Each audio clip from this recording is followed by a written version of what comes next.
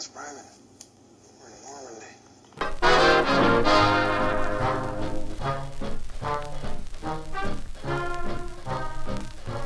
Hey everyone, welcome to a quick hit of the We're Not Lost Private podcast. I always get asked a lot of questions about Herbert Sobel and specifically his actions on D-Day. I think there's a lot of videos out there, there's a lot of misinformation out there. There's stuff on Wikipedia that people are quoting endlessly about what Sobel did on D-Day. I think first off, we have to look at his the background to how he came to where he was and how he was performing his duties on D-Day. So first, we'll start with his relief from Easy Company. Once relieved from Easy Company, he was assigned to the Regimental S4, the 506. So that's a supply officer, essentially. He became the Regimental Supply Officer. During that tenure, he was placed on what's called detached service. This basically means you're still a part of the 506, but you're being sent somewhere else to do duty for a limited period of time. In this case, he was sent to Chilton Foliot to run the parachute school. And a lot of you will remember the sequences with Dale Dye playing Colonel Sink and ordering Sobel to go, David Schwimmer's character Sobel to go to Chilton Foliot and run the parachute school. That is all correct. Now, just prior to D-Day, he's returned from detached service once he completes his mission in terms of running the parachute school. Now, the parachute school would continue off and on all the way through 1944. In fact, Easy Company member Herbert Sobel Jr. would go through Chilton Foliot with his commanding officer at the time of the parachute school being Herbert Sobel.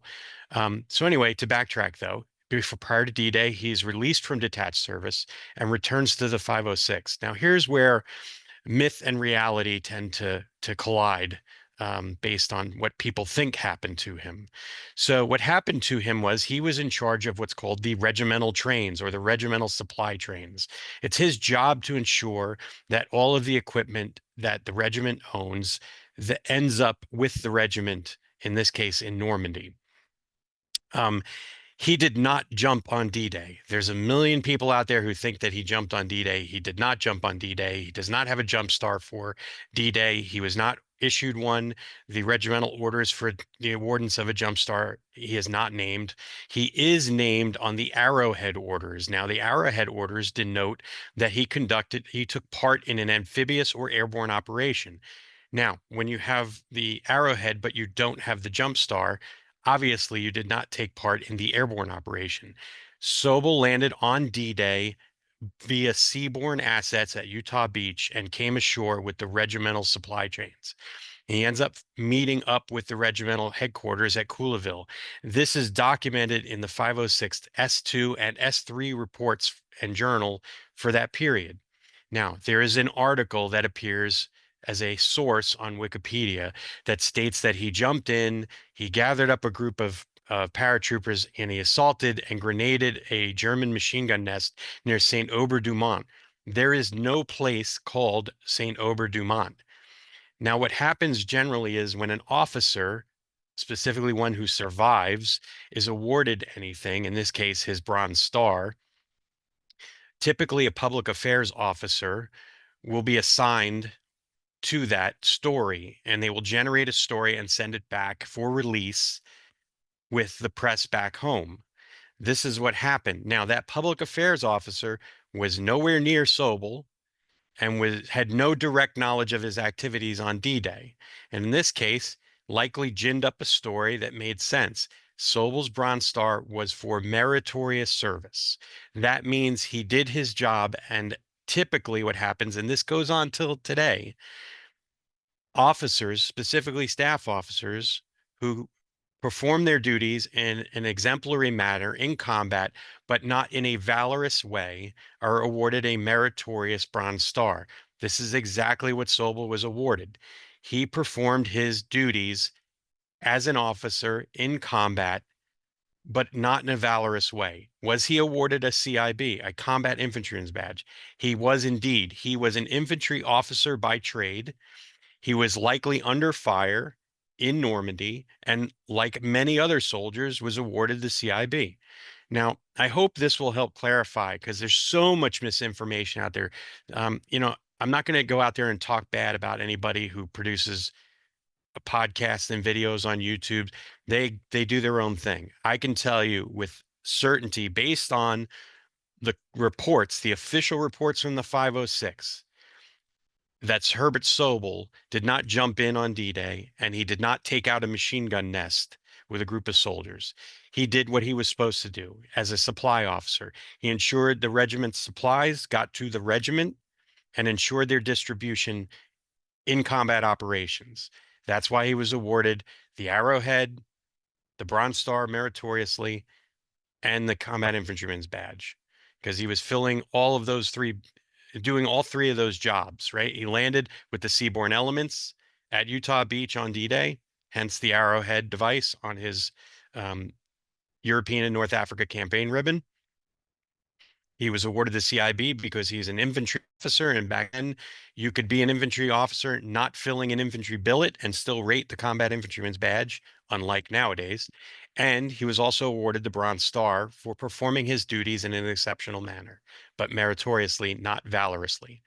Now, I hope this helps debunk all the junk out there about Herbert Sobel.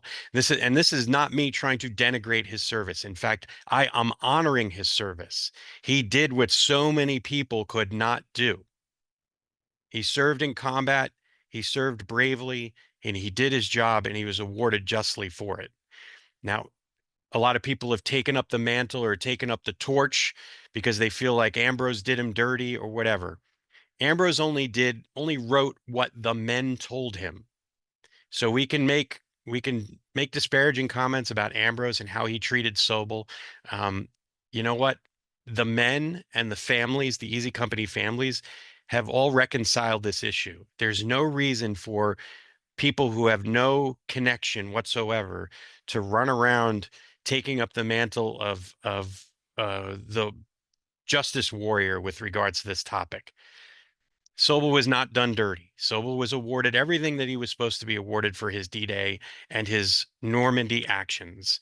And I hope people will see this video and understand that Wikipedia is not your friend when it comes to sourcing. The only thing that's your friend in these days is official military records, because folks, I got to tell you, all the men are gone. So there's no one who's going to talk to Herbert Sobel and get his input on all this. Okay. I hope this video helps to clarify a lot of that stuff. And again, it's a matter of doing research, and Wikipedia is not a source.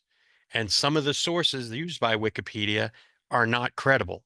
So please do your due diligence and understand how military award systems work and how staff officers are recognized. And it goes on to this day, staff officers in combat who are not valorously decorated with a Bronze Star generally receive a meritorious Bronze Star. In fact, during World War II, men who survived the Normandy, Holland, and Rhineland/Ardennes campaign were generally awarded a meritorious Bronze Star for what was called perfect attendance. So please, again, do your research. Don't go high and right when you hear about Sobel. Nobody's trying to do him dirty. In fact, like I said, I am honoring his service. He did his job, and he did it in an exceptional manner. And it was a job that he was well cut out for. And I hope everybody will watch this and understand that. But with that said, with the oncoming new year, I wish everybody a happy and healthy 2025. And I hope you'll keep following along with the We're Not Lost Private podcast. You can find us on Patreon, Amazon, Apple Music, all the other kinds of podcatchers. We're pretty much on about a dozen of them. So I hope you'll keep following along, and maybe you'll consider being a Patreon subscriber. $3 a month gets you lots of extras. Again, have a great new year, everyone. And I hope this video helps clarify um, about Captain Herbert Sobel's performance on D-Day and in the Normandy campaign. Thanks. And any questions, just pop them in there and I'll do my best to answer them. Take care.